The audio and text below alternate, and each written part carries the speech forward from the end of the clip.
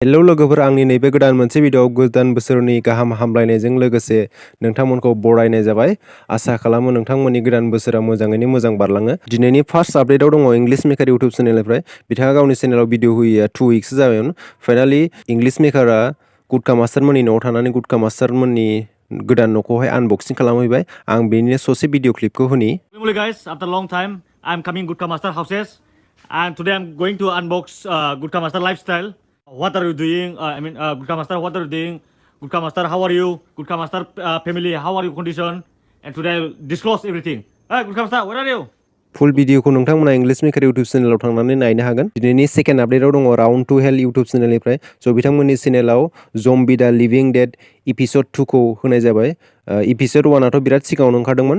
Finally zombie दा लिभिं dad episode 2 आ बिथांमोननि चेनेलाव आपल'ड होनाय जाबाय। स' नोंथांमोनाबो बे भिडिअखौ नायाखैबा राउन्ड टू हेल्थ इउटिउब चेनेलाव थांनानै नायनो हागोन। जोबोद मोजां जादों। आंबो नायनानै बिराद बरिया मोनदों। स' नोंथांमोनाबो नायनो हागोन। दिनैनि थार्ड आपडेटआव दङ जेम्स बोdo ब्लग इउटिउब चेनेलनिफ्राय। स' बिथाङा गावनि हाबानि सोमोन्दै बिब' आरो बिमाजोंहाय सावरायलायदों।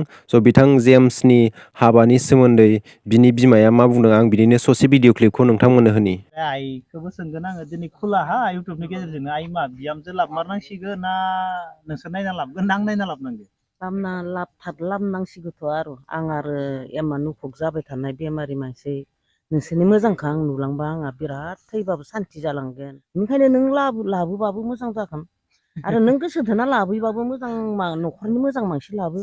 बेनिफ्राय आरो जों नों गोसो थोनाय गैयाबाबो जोंखौ हगारना हो मखै थांनांगौ जों नायगोन। आरो दिनैनि फर्थ आपडेटआव दङ बड'सा इउटिउब चेनेलनिफ्राय।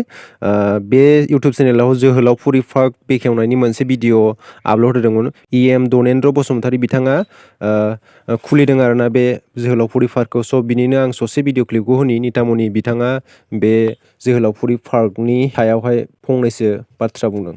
फार्स्ट अफ अल थ' जोंनि सार दनेन्द्र बसुमतारी सार बिथाङा बिराद मोजां मोनसे पार्क खुलिदों।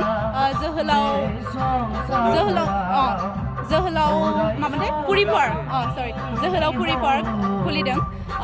रनेन्द्र बसुमतारी सार बिथाङा जोबोद मोजां नांदों फैनानै आंखौ बेवहाय एसेबां मोजां मोनसे प्रग्रामाव बा दिनैनि बे बेखेवनाय हाबाफारियाव आंखौ बेवहाय लिंनायनि थाखाय सार रनेन्द्र बिथांनिसिम आं जोबोद साबायखर बावो। दिनैनि फिफ्थ आपडेटआव दङ पि नार्जारी इउटिउब चेनेलनिफ्राय। स' बिथाङा गावनि चेनेलाव 2K जाबाय होननानै मोनसे भिडिअ आपल'ड खालामदों। स' बेनि थाखायनो बिथाङा साबायखर बावदों। आं बेनिनो ससे भिडिअ क्लिपखौ नोंथांमोननि होनि। आं बिराद गोजोननाय मोनदों। आंनिया 2K जाबाय लोगोफोर। ओमफ्राय आंखौ सोर बयनिफ्राय बांसिन सापर्ट खालामदों होनबा नायदो लोगोफोर नोंसोरनो देखायनोसै आङो। नै गुमै अफ्रि दैमारिया आंखौ बिराद सापर्ट खालामदों। लोगोफोर दिनैनि भिडिअआ एसेनोसै।